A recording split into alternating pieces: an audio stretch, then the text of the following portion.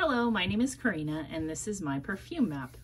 Today I wanted to talk about the House of Revlon, particularly their fragrances. When I was a kid, I feel like I thought Revlon was kind of the fancy drugstore brand. Like if I was gonna buy nail polish or makeup, I feel like Revlon was like above CoverGirl that was available then, and I can't remember when Wet n Wild came out. I can't remember if I was like in high school or if it was just right after high school. I definitely remember Wet n Wild being part of the 90s, but that was like the cheap stuff, right? It still is.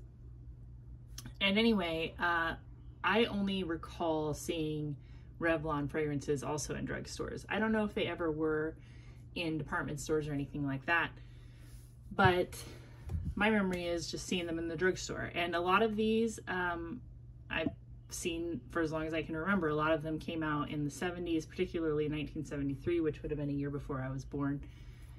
And I haven't shopped a lot of fragrances in drugstores lately, only because it seems like they either lock them up. I am in like a big city, so that's how it is now. But a lot of the fragrances they're selling at like CVS or Walmart would be like body sprays or dupes, and they always have. It used to be those like designer imposters, like aerosol sprays. So I haven't seen Revlon fragrances in the drugstore, but that doesn't mean they aren't there. I buy them almost exclusively on eBay, but they do have them on FragranceNet too.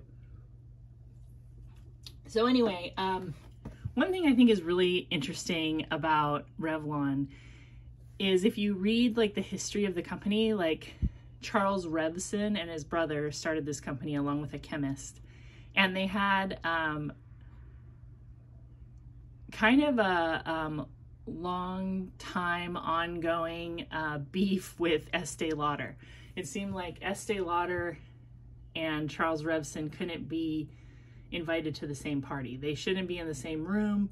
They both wanted to kind of buy each other out, and they both were trying to be like the cosmetic company. And I just find that like so interesting. Like I think that would make like a great mini series or documentary or book. Maybe there is a book, but I just think that they both were trying to do the same thing. And I do kind of feel like Estee Lauder won in the end, because it was just a few years ago Revlon almost like was gone, and then they got bought out. And I'm not even sure actually who owns Revlon at this point. I think it might not be another big cosmetic company. I think it might be privately held by like, you know, investors. I don't know. I'm not sure. If you know, you can leave it in the comments. But anyway, the earliest fragrance for Revlon is Charlie. And a lot of people have heard of Charlie. Some of us even remember the ads. So the woman who was the face of Charlie, Shelley Hack, was also in Charlie's Angels. And I think I always put those two together. But the fragrance actually came out before she was in Charlie's Angels, so I think it's just like a happy accident. So Charlie has aldehydes and a lot of oak moss and a lot of florals, and it's very vintage smelling, I think, but in a really good way. All of the sweetness comes from florals, so it smells very clean, kind of soapy. And you definitely notice aldehydes, which I enjoy, that kind of sparkling aldehydic fragrance. And what I read is that Charlie was actually trying to compete with Estee Lauder's Estée. And I thought that was really interesting because I adore this fragrance. I only have experienced this vintage formulation. There's a new one with the new Legacy collection, which I still haven't smelled. I just need to go to Macy's. Oh my gosh. But this is like a carnation fragrance with a lot of powdery florals. There's something about it that's like sweet and angelic and slightly spicy and natural and floral smelling. I don't really make any comparisons to Charlie, except for that they're both very like floral, feminine, sort of just smells like a natural woman who maybe gardens. They're both great. I feel like Charlie might have been the more successful. I'm not sure how successful Estée was. And I don't know if Estée was sold in the department stores and Charlie was in drugstores. I don't know if Charlie was in department stores as well. I'd be interested to know like which one was actually more successful. I feel like it was Charlie. But I like them both. I think they're different. I just think that the war between Estée Lauder and Charles Revson is very interesting. And that Charlie was the first fragrance. So a lot of people say that Charlie Blue is the same fragrance. And I think there's a good argument that it is. I mean, it smells a little bit different, but it's also from 1973. If you look at Fragrantica, and Fragrantica could be wrong, and they smell very, very similar. This one doesn't have aldehydes listed. It also has like a shorter note list, and it has more, I smell like rose and jasmine in this one. Charlie Blue is one of my top 10 fragrances of all time. I love this fragrance. I always feel very confident and sure of myself when I wear it.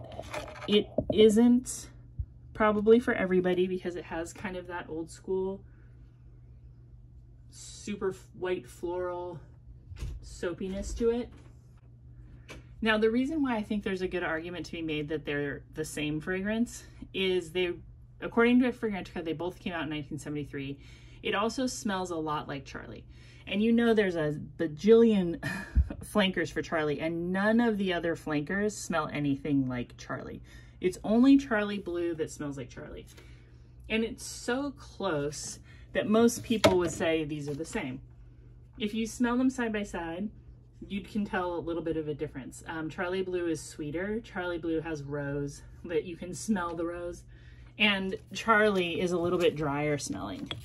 But like I said, Charlie White smells nothing like Charlie. Charlie Red smells nothing like Charlie. Charlie Gold smells nothing like Charlie. And Charlie Silver smells nothing like Charlie, but Charlie Blue definitely does. So maybe they're the same. I don't know. I tried to look up perfumers and stuff, and like I found somebody, but it's just like I found it on a blog and I just don't know if it's right. A lot of Revlon fragrances don't have a perfumer behind them. And if you read about Revlon, it basically just says one person, and it's the person that created Giorgio Beverly Hills. Is that right? Yeah, and that's the only person listed as the perfumer for Revlon. Anyway, next let's go with Charlie White, which is it's pretty often compared to Creed Love and White. This is a slightly melony,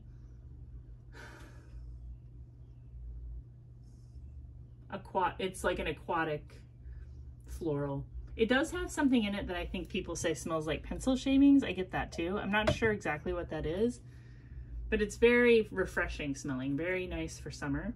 I don't wear this one a ton, but I don't know why, because I like it. It smells good to me. The next one that we have is Charlie Silver, which is also a freshie. This one's pretty new to me. I just bought this on Amazon because they had it for $6.99. And I don't know exactly what year this came out, but this is very fresh. This one almost could smell masculine. Charlie Silver. I haven't given it a full like wear test. I can't really tell you about longevity. All the other ones have really good longevity. So that's Charlie Silver. Charlie Gold is another one that might be in my top 10 favorites. It's definitely got that vintage amber thing going on, which is very different than the modern amber wood smell that you get. Oh my gosh, every time I smell this, I just feel like yes, because it's such a spicy, ambery peach. Some of the Charlie fragrances to me smell like they could have been made by Sophia Grossman. It's this one, and I'll show you another one that like, if you just held it under my nose and you said, who's the perfumer? That's who I would guess. Charlie Gold is such a good spicy amber. And the dry down is one of the best dry downs of any fragrance I have. So caramely, but like not gourmand. It's like this sweetness that just smells like your skin, like smells sweet. Like you just emit this like caramel skin musk scent. I love Charlie Gold. And I I think it's such a good deal. These are all, you can get them all around $8, sometimes $6, sometimes $11. But what a good deal. I mean, what a joy it is to be able to get this kind of quality, like super cheap still to this day. And you can compare a lot of them to like much more expensive fragrances. Charlie Red is like a classic red floral, not exactly rose. Oh, see, this is what I think Red Door smells like before I smelled this vintage Red Door. It's like a very smooth red floral, like not completely rose. There's white florals in there, maybe some jasmine, but very smooth and sweet and completely safe to wear, I think, anywhere. Kind of vintage, but in like the best way. Classy. It smells really classy. The other one I was going to tell you that I think smells like a Sophia Grossman fragrance. When I looked this up, a lot of people compare it to Lancome's Trésor. So, and that was created by Sophia Grossman. I mean, I would bet that that's who it is. No perfumers listed on Fragrantica. This smells really good. It's got that, this is a dabber bottle that I got in a lot. This one's still available. I saw a bottle of it for $13 on eBay. So you can try it out. It does smell a lot like, it smells like a mix of Elizabeth Taylor's Diamond and Rubies and maybe like Charlie Gold. Like if Charlie Gold and Elizabeth Taylor Diamonds and Rubies got together. Really nice. I mean, not necessarily important to seek out, I don't think, because I do think it's not that unique smelling, but still really good. This one I gotten a lot recently too. This is, I think it's pronounced Xia Xiang. When I looked up pronunciations, you can tell me I'm wrong. It's okay. I know my pronunciations are wrong sometimes, but I do look them up. Oh yeah, this is good. This is like a very spicy, it kind of smells like Jontu, if you've ever smelled Jontu. It has like a spicy, but then like yellow and white florals.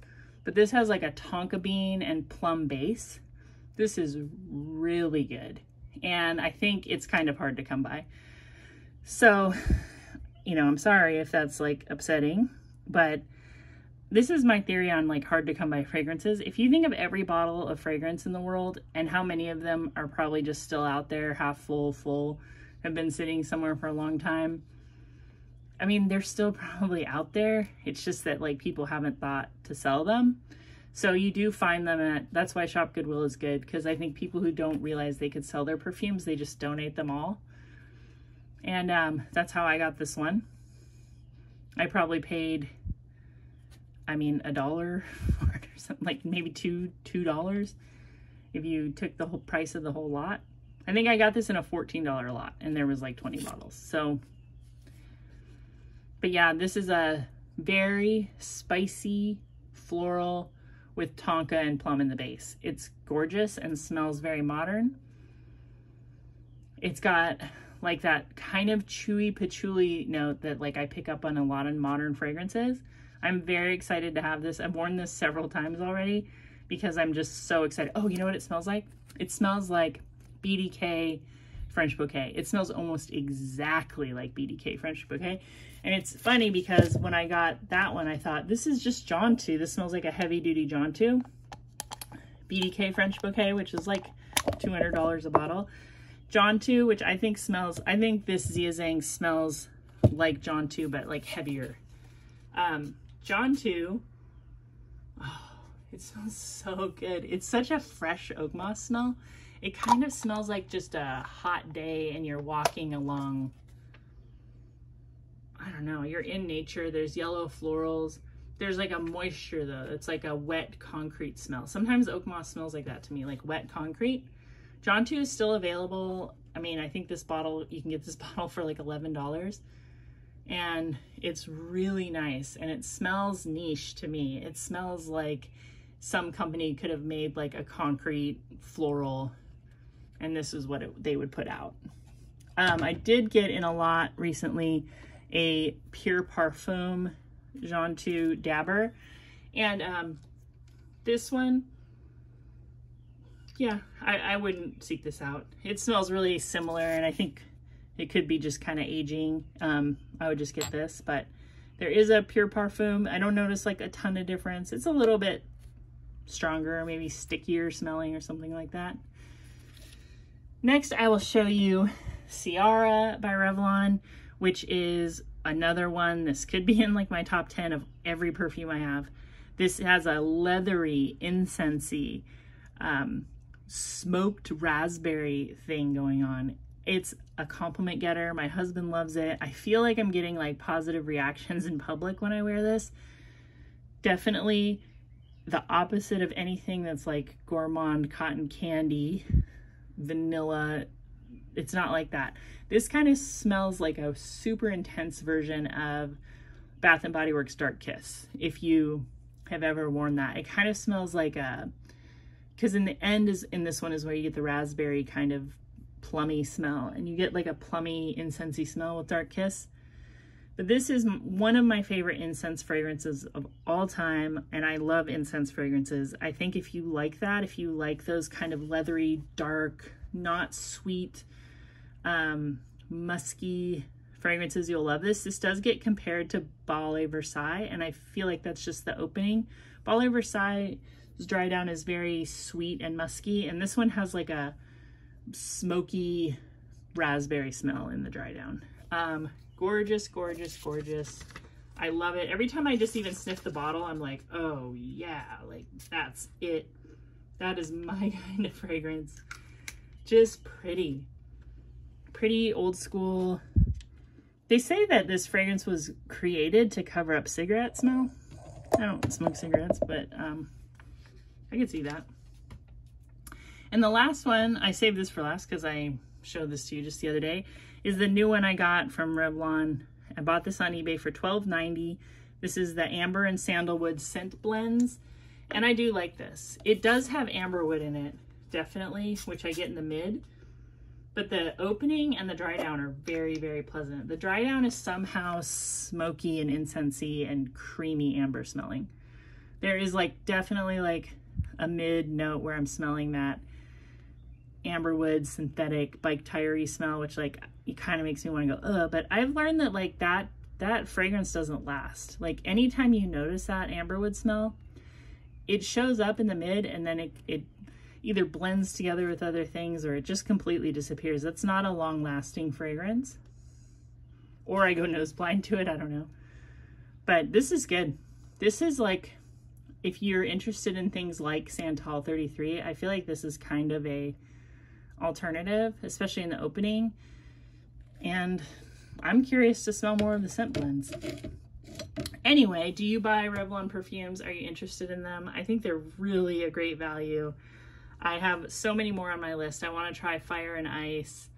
I'd love to get a chance to smell Debbie Gibson's Electric Youth. That was a Revlon fragrance.